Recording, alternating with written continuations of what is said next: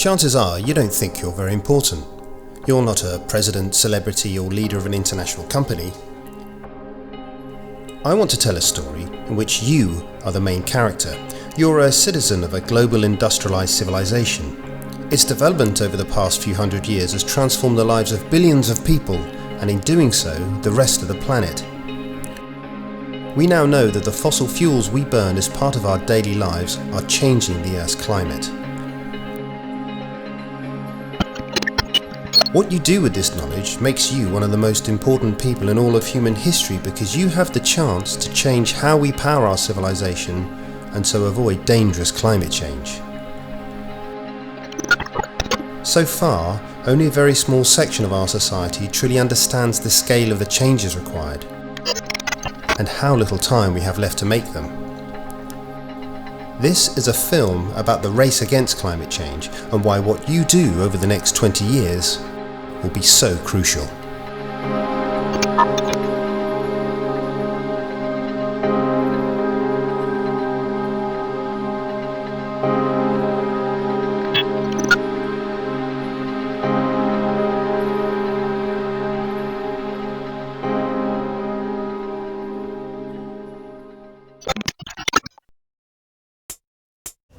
I'm Dr. James Dyke. I'm a lecturer in sustainability science here at the University of Southampton. A large part of my day job involves thinking about climate change, what's driving it and how it may affect us now and far into the future. So you may think I'm something of an expert about climate change. But there's another type of climate change, what it means to me, my family and friends, and pretty much everything else I care about.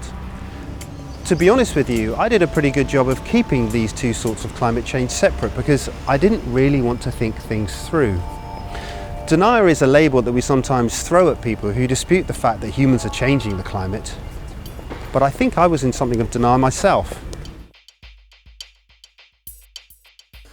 It's taken me some time to realise what we must do to avert disaster. In this film, I will go behind the headlines and show you just how urgent the situation is and the alarming assumptions that lie at the heart of all governments' proposed solutions. But this is a story of hope. I've seen that the UK is ideally placed to lead the required technological and social revolutions that could produce not just a stable climate, but a better society. Along the way, I've met the scientists, economists, entrepreneurs, activists and citizens that are at the forefront of transforming the UK. After all of that, you will understand what climate change means, what it really means. It's not about saving the planet. It's actually more ambitious than that.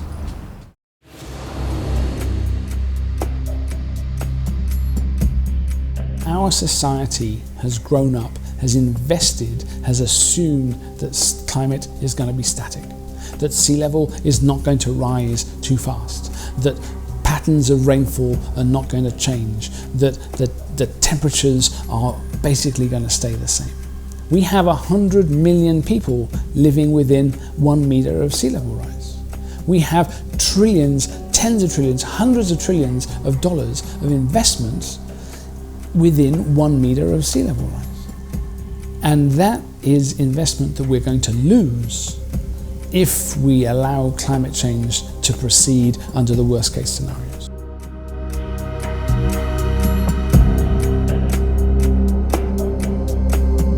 If we think about human well-being, it depends upon two key things. It depends upon meeting the needs and the rights of everybody in the world to health, water, education, housing, and that depends upon the health of our planet, on a stable climate, healthy oceans, fertile soil, a protective ozone layer. If we don't protect this phenomenal, unique living planet on which we live, we have no chance of meeting our needs and having a thriving economy. We have to start to look at these together and realise that the living planet is the source of all of our sustenance.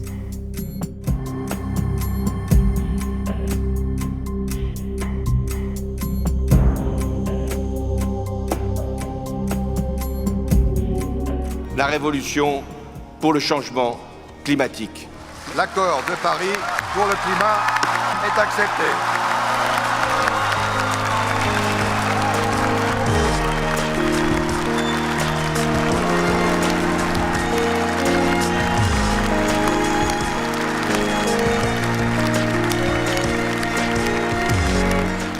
let's say that the international community takes its responsibility seriously and we do manage to limit warming to no more than 2 degrees Celsius. How long have we got to put in place the changes required, given our current rates of emissions, let's say? Our current rates of emissions probably we'd have about 20 years to use up all of the carbon budget for 2 degrees C of warming. What the science makes really clear is that for any particular temperature, we can put a certain amount of carbon dioxide in the atmosphere. And that's like, if you like, a carbon budget. It's like having your salary for the month, and that's how much we can spend. And if we carry on spending at the moment, at the current rate, 40 billion tonnes of carbon dioxide per year, we've got at the most 20 years. And then no more emissions after that. But let's be clear, at 1.5 and 2 degrees C, that is a dangerous temperature threshold for many people on the planet. And if it's certainly at 2 degrees C, many people will die. They'll be poor, they'll live a long way from the northern hemisphere that's caused most of the problem. They'll typically be non-white.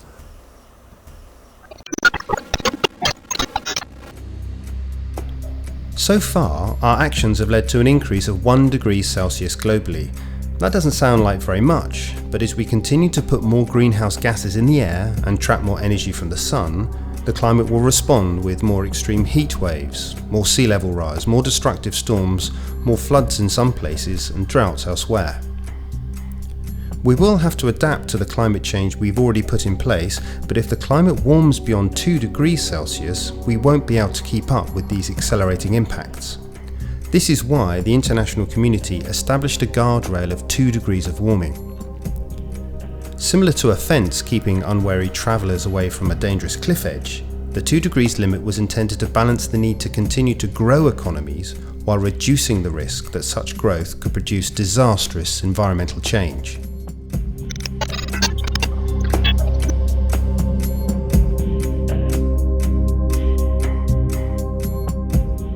So there are technological fixes to some aspects of climate change, but these things aren't free and they're not going to do it everywhere, right? So some places will have the barriers. London will have a new barrier. New York may have a new barrier, but Shanghai won't, Bangladesh won't, Calcutta won't, Shenzhen won't, because it's not appropriate. Like, they're not in positions where these things can work. And the problem with building a barrier is that you minimize the damages now and everybody's happy until it gets overtopped, and then you're actually setting yourself up for an even bigger bill later on. And we've done that an enormous amount of times. And if we try to adapt to a moving target, what we're doing is in fact just wasting our money. The winters of 2013-14 and 2015-16 saw a series of major storms batter the UK. These produced widespread flooding and caused billions of pounds in damage to roads, bridges, homes and businesses. It's impossible to say that climate change caused such storms, but there is an increasing amount of research that clearly shows that climate change loads the dice towards warmer and wetter winters in the UK, which will increase the chance of such extreme weather in the future. What were previously considered to be once in 100-year storms will occur more frequently.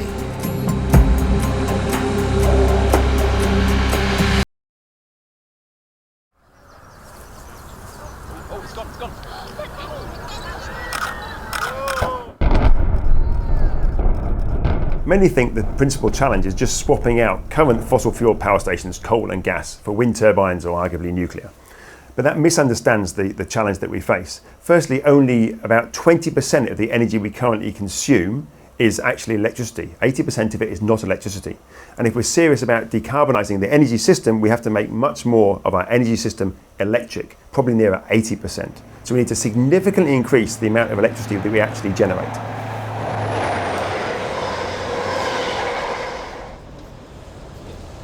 In order for us to avoid dangerous climate change, we need to figure out how to power this city and the rest of our civilization with renewable energy.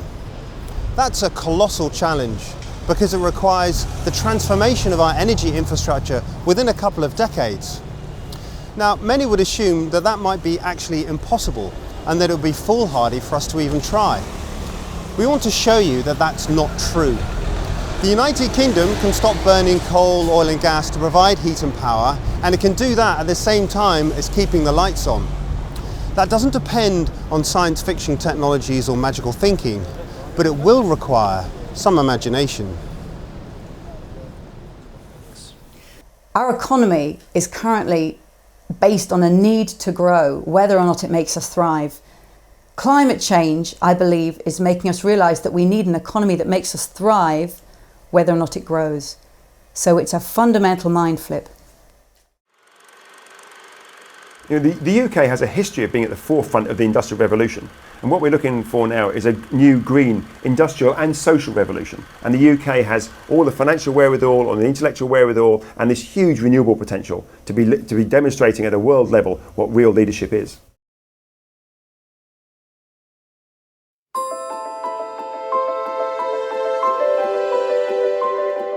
The Zero Carbon Report paints quite an optimistic vision of the United Kingdom, but are we going to get there in time? Are we going to be able to transform the UK by 2040? Well, the forces that shape our lives exist on many different levels, but the research we've been doing over the past 10 years has been looking at, have we got all the tools and technologies, or are we waiting for another eco widget to be developed before we can do this? We've shown clearly we have all the tools and technologies we need to get to net zero within a couple of decades. We're not waiting for anything. We have everything at our disposal. The question is, do we have the will to do it? The UK has the best potential for wind power in Europe, and its rapid development now sees it generate around 15% of the UK's total electricity demand. Over the past 10 years, electricity generated by solar panels in the UK has increased 10 times. I went to see some of these pioneering projects to better understand how they're disrupting the energy system.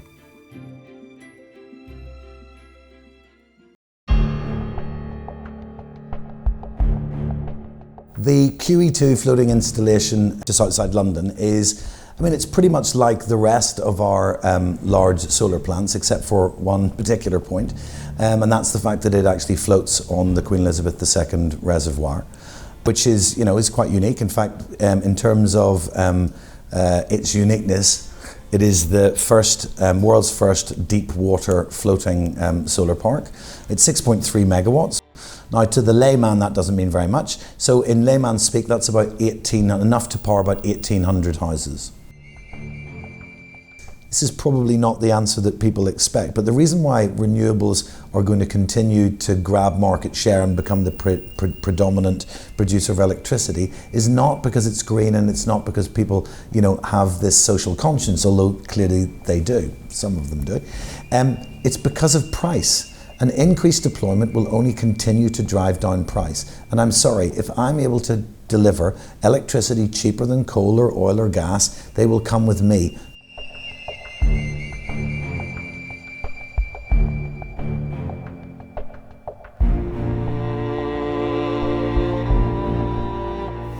Westmill is a cooperatively owned and managed wind farm. So how does that work? How does the cooperative function? Well, it functions in many ways like another wind farm. We employ people to service and maintain the turbines and monitor them. But we also have a board of directors who are elected by the members. So the members get a say in who's running the co-op. And they also get a say in how the profits are distributed. And so it's one person, one vote. And that's a very important principle, depending, regardless of how many shares you might offer or have, that's one person, one vote. So there's a real sense of community participation with this facility. There is a lot of participation, and we get a lot of people who still come along to our AGM, where a conventional sort of share offer might be a bit duller. And people in the community have also been involved in trials of new ways of selling power between themselves from the solar that they generate on their own houses. So a real interest locally. And lots of people like to come and visit. We have a whole set of volunteer guides who enjoy talking about it, as I am now. The projects that we visited demonstrates that the United Kingdom can be powered by low carbon electricity. We have the technology, and community run and operated wind and solar farms demonstrates that we have the will. Given the opportunity, people can organise themselves and invest their time, energy and money into building the solutions that we need to avoid dangerous climate change. This needs to happen faster. Unfortunately, changes to the planning process has made onshore wind extremely challenging, and there have been reductions in the financial support for solar. Neither of these developments will kill these emerging technologies, but they are slowing down its deployment at a time when we need it to be happening faster than ever. For that to happen, the enthusiasm and commitment of individuals, communities and organisations needs to be matched with political action.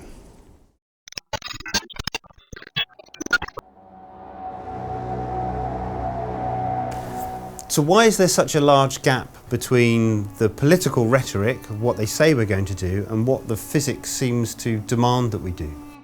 Well, this isn't actually directly the policymakers' fault. This is very much that a certain cadre within the scientific community, and these are certain types of modelers that bring together the economics and the science together, they've suggested that the best way we can deal with this is to have in the future a technology for removing carbon dioxide directly from the atmosphere, a negative emission technology. Now these technologies do not exist, so they're sort of postulating these as some future option.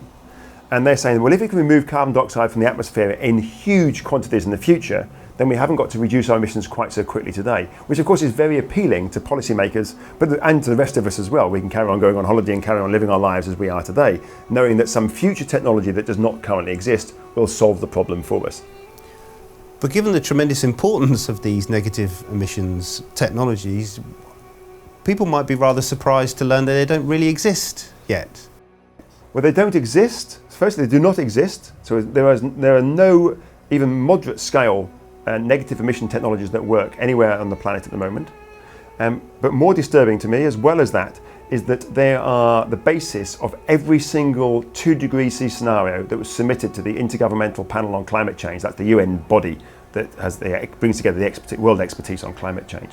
So every single 2° scenario that they have assumes that these negative emission technologies will work at huge scale in the future.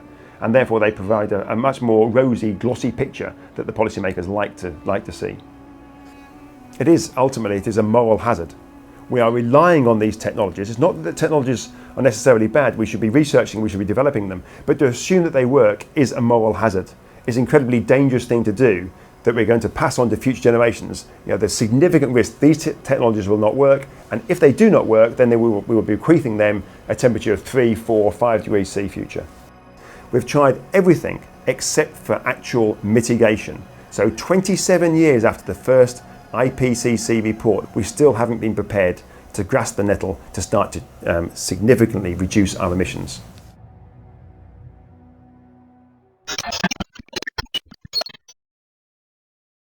Rather than making the required reductions in greenhouse gas emissions now, the international community has put its faith in future negative emissions technologies because this means economic growth is not threatened. We are still locked into the worldview that growth will eventually solve all of humanity's problems, and so politicians continue to be largely judged on whether their policies increase the size of economies. What this means is that mainstream economic theory is stuck on a collision course with the climate, and we don't have much time to turn it around. Yeah, it's a great question. Why is mainstream economic theory so resilient in the face of financial crisis, climate change, extraordinary levels of inequality? I believe it's because it is incredibly convenient for vested interests who are profiting from this current system. And actually, if you look at the mainstream theories that students are being taught, it really fits very well with neoliberal thinking, which says that the market is efficient, so let it get to work. That the state apparently is incompetent, so don't let it meddle. The commons are tragic, so sell them off. The society, well, it doesn't exist, so don't worry about it. That the household economy, it's domestic, leave it to the women. With this kind of script, we end up with a very narrow, market-based, competitive economic theory. It works very well for those neoliberal interests and the powers that be. If we're going to transform it so we recognise climate change and extreme inequality, we need to rewrite that script and come up with an economic theory that fits the 21st century.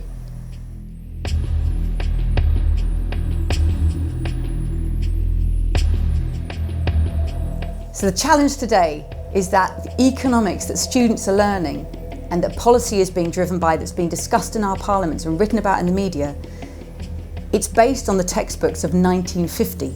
And those in turn are actually based on the theories back from 1850. Economic theory is literally centuries out of date.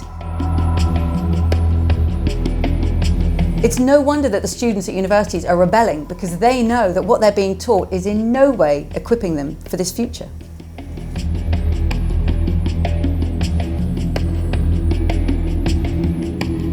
Because the economy is constantly evolving, we can all be like little butterflies that trigger off a bigger effect. We can all be part of building a critical mass to change the economy. In a way, we're all economists because we're all shaping the way our household is evolving.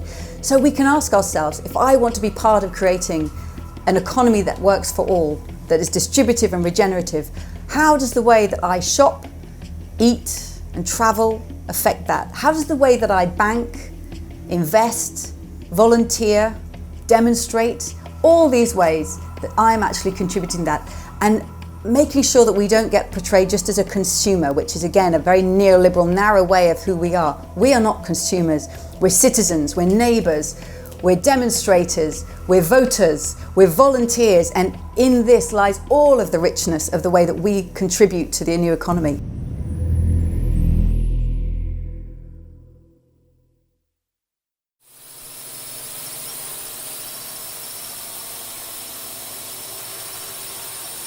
Well, what we've been doing is modelling for the past 10 years in increasing detail the fact that we have all the technologies and how many wind turbines we'll need and how much buildings we have to insulate.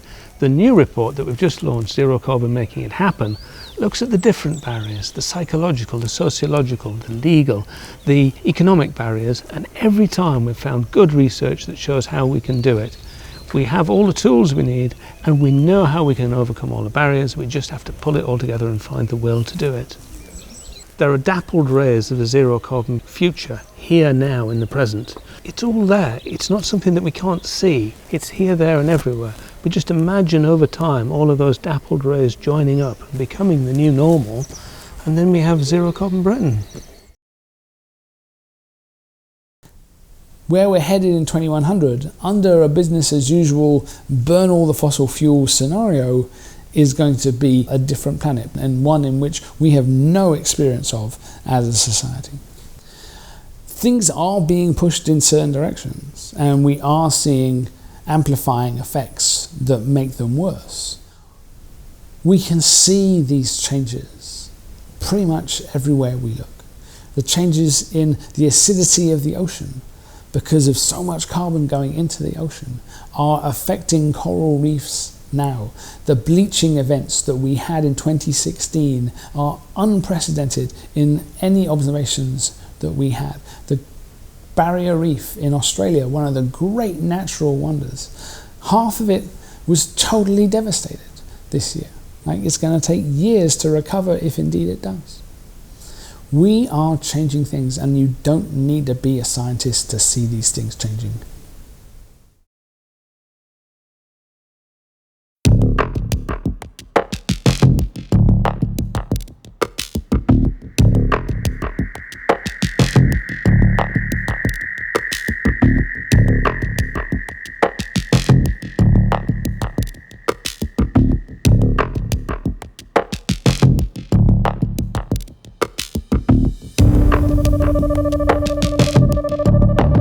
If we don't do anything, it's going to remove that safe niche for feeding 9 billion people on the planet. It's going to cause international fragmentation, building of walls, international wars over resources, holding back water. It's a very, very, very much more turbulent future if we don't do anything. The easiest and simplest path to keeping life recognisable is to actually make the changes that the physics demands that we do.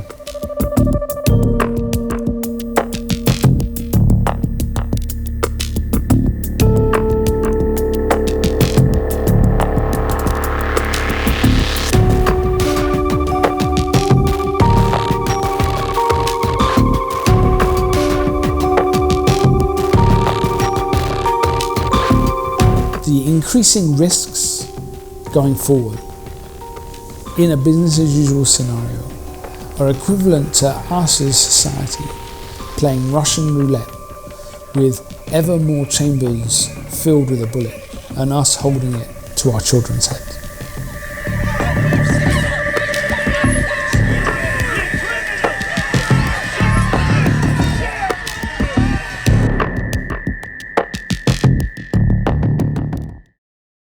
So I think about this kind of change on two tracks. The first is that we need to use all the economic institutions incentives we have right now, like taxes and feed-in tariffs and government investment in long-term green infrastructure, to start making that future happen now. We need to use the current economic system as it is.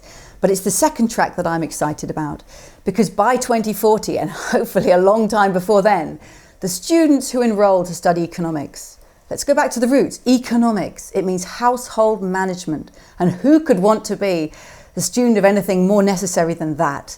Household management for the 21st century. So those students should know that they are learning about our full household, the economy within society, within the living world, and that they're being taught an economic mindset and the tools and the creativity to go out and create a thriving UK economy for the 21st century. So I want to see different textbooks with new diagrams and new ideas at the heart of them, ones that would actually make the founding fathers of economics proud of us today.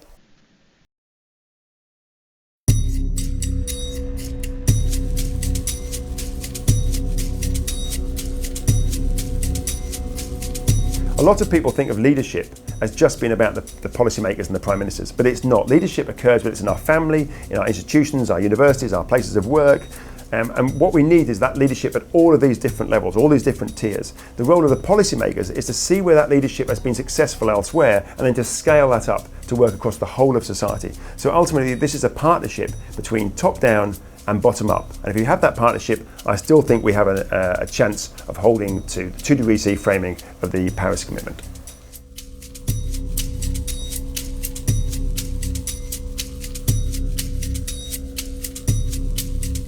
This is not something that can be solved only at a global scale. Yes, you do need these international agreements, but you also need the same thing at progressively smaller scales, all the way back down to the local scale. So everyone needs to be involved in this, from a single household to small groups, to cities, to states, and so on and so forth. And so what you need to do is polycentric governance.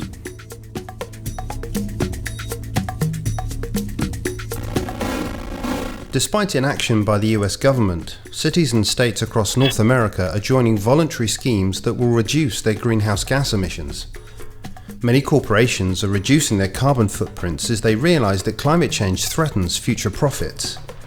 350.org is helping build grassroots campaigns that directly address climate change, while Transition Towns inspires local people to build the sustainable communities they would love to live in. The key to these and thousands of other climate change actions across the world is the realisation that we all ultimately benefit from a stable climate. This is polycentric governance at work. By joining with others, we can effect change where we can, while continuing to press for effective action at other scales.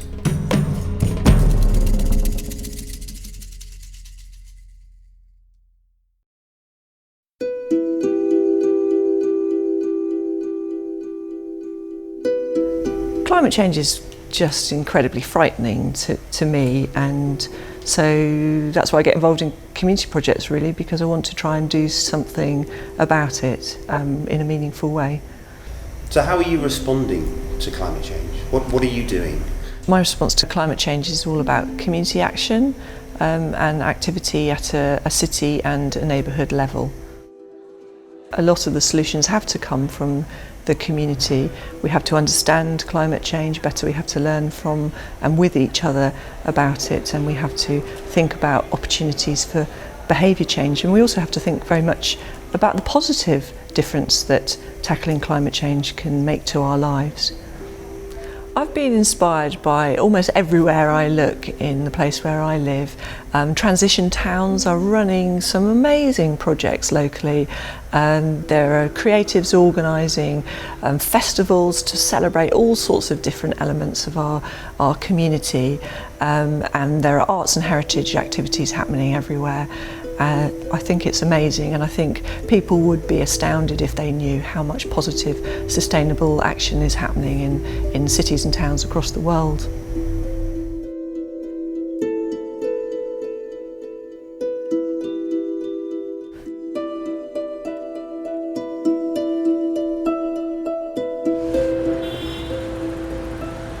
As well as emitting an awful lot of greenhouse gases, carbon dioxide, there are also significant health impacts of the numbers of car and truck van journeys that we make. Just how bad is it in our cities? In certain parts of London, they actually exceeded their particulate emissions for the whole year in the first 5 days. And it's important to note that that's not just from the fumes that are spewing out the back of the cars, but it's also from tire wear, it's from using brakes, so even if we're looking for a future, replacing like for like with electric vehicles isn't going to be the full solution. We have to look at things differently, and that's why livable cities are so important.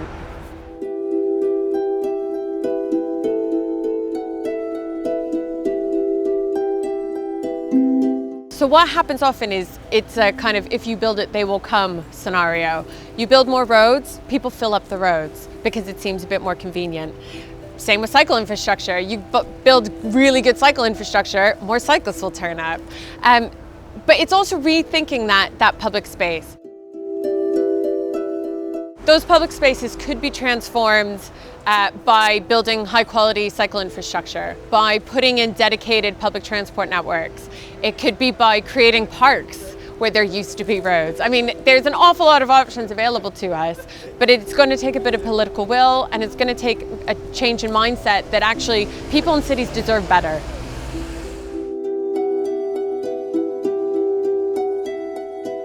When it comes to our personal contributions to climate change, there is one activity that is often overlooked. We know that flying is incredibly damaging. We should insulate our homes, use energy-saving devices and drive less. But there is something we all do every day that adds up to one of the largest drivers of climate change, and most people are unaware of just how important it is. Well, people are often surprised to hear that the food that you eat, or sometimes throw away, accounts for between 20 and 30% of your overall carbon footprint. So nearly a third of all greenhouse gas contributions come from food. Why is that so large?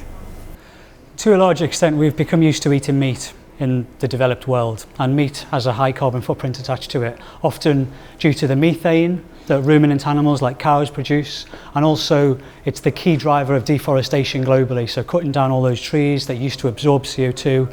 And when you look forward, this is a big worry, because the latest World Resources Institute estimate is that the amount of meat we're going to consume is going to go up by 95% by 2050, because countries like China are going to become affluent enough to demand it like we currently do. So given that food's impact on climate change is so large, what can we do to reduce that? The biggest thing that meat eaters can do is reduce how much meat they eat, or even just switch from beef and lamb, the really high carbon footprint meats, to pork and chicken, which only have about 1/3 of the carbon footprint.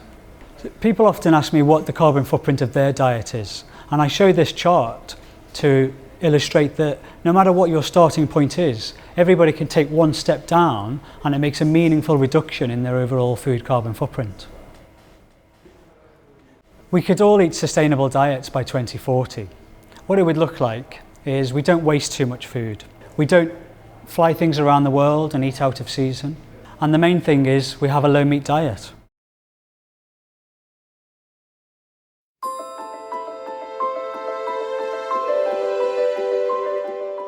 In order to get to a decarbonised 2040, then we would have to start today.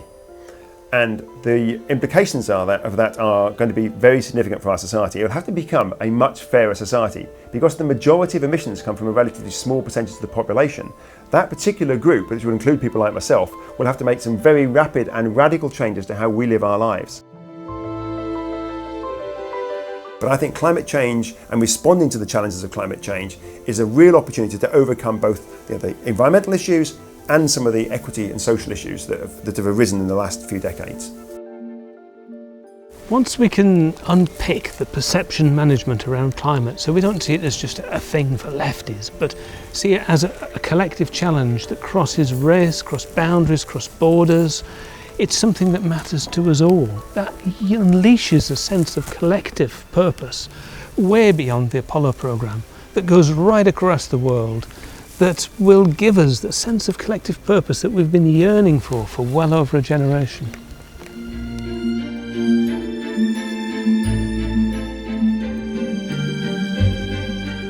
It's so easy to get overwhelmed by the number of barriers and challenges that we could see to creating this new vision.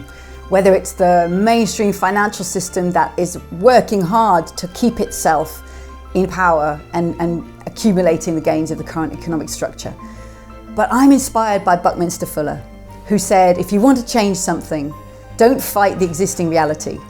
To change something, you have to build a new model that makes the existing model obsolete. And I passionately believe that while some of us focus on challenging those barriers to change, others have to focus on building that new model, speaking to it, drawing its pictures, finding its language, speaking richly about a new economic story. We have to bring forth that new economy because it's already there. Speak about it, join it, contribute to it. That's where I think we're going to overcome those challenges.